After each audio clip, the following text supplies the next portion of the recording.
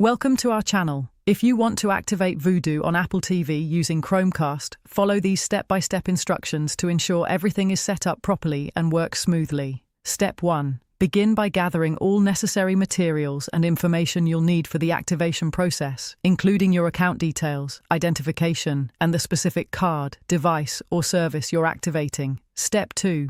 Access the appropriate platform by opening your web browser or mobile app. Make sure you're using a secure internet connection to protect your personal information during the process. Step 3. Locate the activation section within the platform. This is typically found in your account settings, under a menu labeled Activate, Register, or Get Started. Look for clear instructions or prompts. Step 4. Enter all required information accurately, including card numbers, serial codes, or account credentials. Double-check each entry to avoid errors that could delay activation.